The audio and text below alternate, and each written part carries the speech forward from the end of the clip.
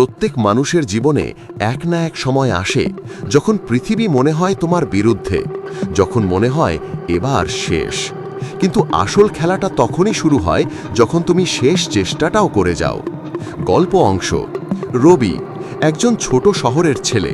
বাবা ছিলেন রিক্সা চালক, মা অন্যের বাসায় কাজ করতেন। রবির একটাই স্বপ্ন, একদিন ইঞ্জিনিয়ার হবে। দিনে কলেজ, রাতে দোকানে কাজ। বন্ধুরা হাসতো, বলতো এই ছেলেটা তো পাগল। কিন্তু রবি জানতো, যাদের স্বপ্ন বড় তাদের রাতের ঘুম ছোট হয়। একদিন হঠাৎ বাবার অসুখ। চিকিৎসা করতে গিয়ে ঘরের সব শেষ। রবি দাঁড়িয়ে থাকে হাসপাতালের বারান্দায়, চোখে জল আর হাতে অসমাপ্ত নোটবুক।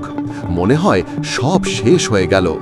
সেই রাতে আকাশের দিকে তাকিয়ে সে বলে, হে ঈশ্বর, যদি তুমি থেকেও থাকো তাহলে আমার জন্য একটা পথ খুলে দাও। পরদিন সকালেই একটা লোকাল কোচিং সেন্টারে চাকরি পায়, পিয়ন হিসাবে। কিন্তু রাতে সে ছাত্র হয়ে বসে একই জায়গায়। সেই ভাঙা টেবিলেই রবি লিখতে থাকে নিজের ভাগ্য নতুন করে। পরীক্ষার দিন এলো। সে শহরের সেরা ছাত্রদের সঙ্গে বসে। আর যখন রেজাল্ট বেরোলো, রবির নাম উঠে আসে স্টেট টপার হিসাবে। লোকেরা বলে চমৎকার ভাগ্য, কিন্তু কেউ জানে না ওর ভাগ্য লেখা হয়েছিল ঘাম আর কান্নায়। শেষ কথা, বন্ধুরা, জীবন কখনো সোজা পথে হাঁটে না। ওর কাজ তোমাকে থামিয়ে দেওয়া, আর তোমার কাজ বারবার উঠে দাঁড়ানো।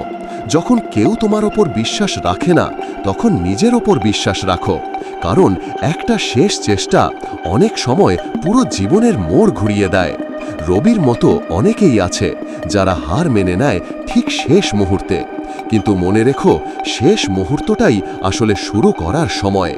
তুমি হয়তো ক্লান্ত, হয়তো বারবার হেরেছ, কিন্তু এখনো শ্বাস নিচ্ছ, মানে তুমি এখনো খেলায় আছো।